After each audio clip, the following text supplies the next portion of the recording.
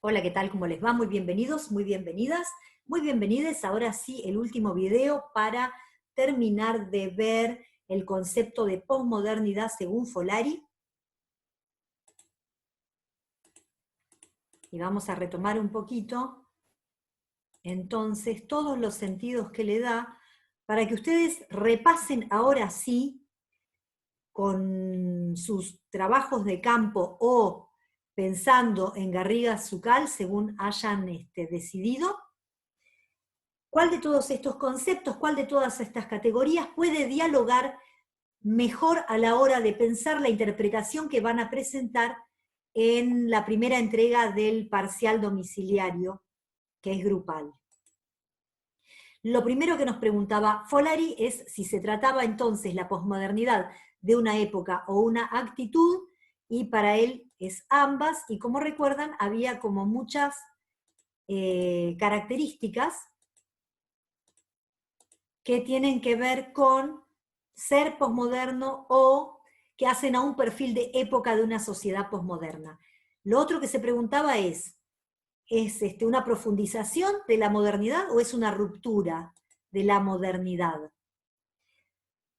Los autores que reconocen que existe algo llamado de esta manera, ¿están haciendo una defensa de la posmodernidad o puede haber una forma contestataria, impugnatoria de esta categorización y de estos valores que implicaría y estilos de vida que estaría poniendo en juego la posmodernidad? Y vimos a nivel teórico la liquidación de todas estas categorías totalizantes y una especie de retorno hacia lo relativo. Y digo retorno retomando por ahí un poco discusiones que nosotros habíamos visto de la mano de los modernos críticos del siglo XIX, y también podríamos pensar en el siglo XX, por ejemplo, en Boas, que es quien trabaja de manera espectacular la cuestión del relativismo cultural y del particularismo histórico, que vendría en diálogo directo con este modo de mirar el mundo. También habíamos visto en el último video qué pasa con la dimensión del arte, la arquitectura y la teoría vinculada con el posmodernismo y la posmodernidad, y cómo esto está vinculado con la vida cotidiana en las sociedades posmodernas. Y justamente lo que nosotros mostramos es los modos en los cuales el arte y la teoría van a categorizar al posmodernismo y la posmodernidad como época, y nos habíamos quedado en esta discusión polémica que me gustaría que participen respecto de estos escritores que proponen un mundo descarnado, desencantado y amoral. Y lo último que se pregunta Folari es, ¿la posmodernidad implica el fin de lo moderno? ¿O solamente es una grieta, un bachecito en realidad, y después vamos a continuar con lo que la modernidad dejó inconcluso? Y lo que nos vamos a encontrar es este regreso a lo natural y a la pequeña comunidad. Pero en cada uno de los aspectos que yo voy a contar ahora, vamos a tener siempre una mediación vinculada con el mercado. Es muy interesante, algunas etnografías de este siglo mostraron cómo, por ejemplo, esos campesinos franceses que habíamos visto con Bourdieu o con Champagne, empezaron a hacer propuestas de agroturismo para los parisinos o para los citadinos que ahora quieren venir a la pequeña comunidad. Y lo más interesante que mostraron las etnografías es que el dinero que les ingresa, ellos lo gastan en comprarse muebles modernos, ¿sí? Pero para poder adaptar esta idea de regreso a lo natural, lo que hacen es, para estos visitantes, para estos turistas, ofrecerles los muebles viejos, los muebles que ellos ya no usarían estos campesinos por considerarlos atrasados, por considerarlos justamente fuera de moda. Y esto es muy interesante porque acá lo que nos muestra es esta relación entre quiénes son los que van a consumir este regreso a lo natural y cómo es resignificado esto por aquellos que están tratando todavía de modernizarse. Ese es buenísimo. Otra etnografía que me acuerdo, a propósito de esto, es un mega corporativo que compra en algún país nórdico, no me acuerdo cuál, compra la fábrica familiar de leche. Y pero claro, hace una industria espectacular, así, increíble, todo industrializado. Pero cuando vende la imagen de cómo es producido este producto, lo que hace es mostrar la lecherita, ¿sí? Incluso podríamos recordar a Vermeer aquí, como una cuestión familiar, como una empresa familiar, donde lo que se expresa aquí es esta idea de lo natural. Acá hay algo interesante porque fíjense cómo las mediaciones las ofrece el mercado a la hora de producir esta idea de que lo natural es mejor que lo artificial, es decir, progresivo, moderno, etc. ¿Se entiende? La aparición de los libros de autoayuda y el eclecticismo. Y acá lo que vamos a encontrar justamente, una de las cosas que yo les vengo mostrando a través de los objetos que les presento, es esto, que en la biblioteca puedan convivir los libros de tarot junto con Pierre Bourdieu, que está acá atrás. Eso es eclecticismo, es decir, que pueda convivir sin entrar en contradicción la mezcla, que yo pueda creer firmemente en la producción científico-académica y también sepa tirar las cartas de tarot, que pueda acudir a la hora de pensar los sistemas de salud y enfermedad, por ejemplo, al médico y tomar pastillas, y a la vez que pueda ir también a la homeópata y además acudir a otras prácticas alternativas, abrirme los registros akáshicos y hacer los rituales que conlleva la reconciliación con vidas pasadas, aún sin creer en vidas pasadas. Eso es posmodernidad, ¿sí? Eso es pastiche, eso es la mezcla de la cual nos están hablando estos autores cuando hablan de esta época, y acá nos sirve para pensar por ahí qué lugar tienen algunas de las prácticas que ustedes hicieron trabajo de campo, ¿sí? Sobre todo yo me acuerdo que hubo trabajos re interesantes que hicieron sobre tarot, adivinación, curanderismo. En otros años hicieron ayahuasca, toma de ayahuasca. Es decir, hay un montón de trabajos que ustedes han hecho sobre el lugar que ocupan las prácticas alternativas, y en ese sentido, ¿alternativas a qué? A lo hegemónico, justamente. Entonces ahí me parece que esta idea de lo posmoderno es fértil para pensar qué lugar ocupa respecto de la ciencia, respecto de lo hegemónico, y bueno, y ahí van a tener un montón de textos para trabajar, quienes eligieron esta opción, porque van a tener a Howard Becker, el tema de la normalidad, a Goffman, el tema del estigma, bueno, el tema de cómo fumar marihuana y tener un buen viaje, que también habla de cómo se produce esta dimensión relacionada con los emprendedores morales y cómo se dan las carreras hasta llegar a ser las carreras morales, ¿no? De la cual hablan los dos, Becker y Goffman. Bien. Otro punto central. Hasta, bueno, en el nuevo espíritu del capitalismo, lo que se plantea justamente es que más importante que los objetos, cuyo consumo, como se nos pierde por ahí en el acto mismo de poseer al objeto, es justamente la venta de experiencias. Y la venta de experiencias tiene que ver con todo aquello que hace al disfrute, al goce del proceso de llegar a tener ese objeto, o de llegar a justamente tener una determinada experiencia. Y ahí el turismo de masas va a ser muy importante. ¿Dónde vamos a ver en qué texto nosotros esto lo vamos a profundizar?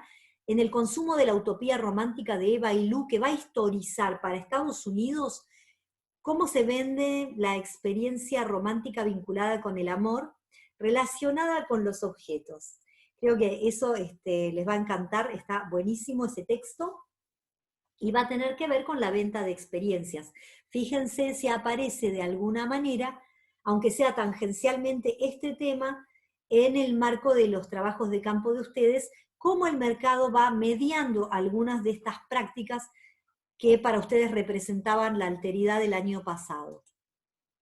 Bueno, el tema de los movimientos sociales, y acá es muy importante porque dijimos que esto tenía que ver con una ruptura de la idea de representación política, y algunos de ustedes eligieron el tema de la militancia el año pasado, pero en algunos casos eligieron otro tipo de militantes, por ejemplo, militantes a favor de, o en defensa de los animales, por ejemplo, y la cuestión del veganismo. Acá hay algo que tiene que ver con esta idea de movimientos sociales pequeños, ¿sí?, que no son movimientos de masas, como era pensado la dimensión política con el movimiento obrero de hace un siglo, sino movimientos pequeños que van a tener que ver con defensas particulares, aunque globales, globalizadas. Entonces ahí los ecologismos son el ejemplo más claro de los primeros movimientos sociales que aparecen no ligados a la clase obrera, pero también van a tener el feminismo, por ejemplo, y vamos a tener, no el año pasado, pero el año anterior, que han trabajado con grupos de feministas. Bueno, esto hacia ahí apunta este ejemplo que plantea también Folari vinculado con la posmodernidad. La celebración de la diversidad cultural y la aceptación de los particularismos y de la diferencia cultural. Y lo ponemos distinto porque en realidad una cuestión es la aceptación de los particularismos y la diferencia cultural que tiene que ver con la alteridad, y la otra es la celebración de la diversidad cultural, donde tendríamos un montón de culturas, ¿sí?, entre sí, que podrían entrar o no en diálogo o podrían colisionar. Entonces ahí hay como una cuestión interesante de ver cómo estas subculturas, no sería la categoría justamente porque no estaríamos jerarquizando las culturas, esto ya lo vimos el año pasado con Crotz, sino qué pasa con la diversidad de culturas y cómo una misma persona puede, y acá es donde estalla la cuestión de la identidad social, participar de diferentes expresiones culturales sin que entre en contradicción su yo y su forma de presentación en la vida cotidiana, digamos a lo Goffman, este interaccionismo simbólico. Vamos a suponer, en otros años han hecho trabajo de campo con el grupo de lolitas, por ejemplo. Y una persona puede participar y ser lolita, y a la vez esa misma persona puede participar de una relación heterosexual, o puede participar de una relación poliamorosa, o a la vez puede ser tatuadora. Este movimiento, ¿sí?, que era como más difícil de ser pensado en otros momentos históricos, y que es más propio de estas formas de legitimidad de la diversidad cultural específicas de la posmodernidad.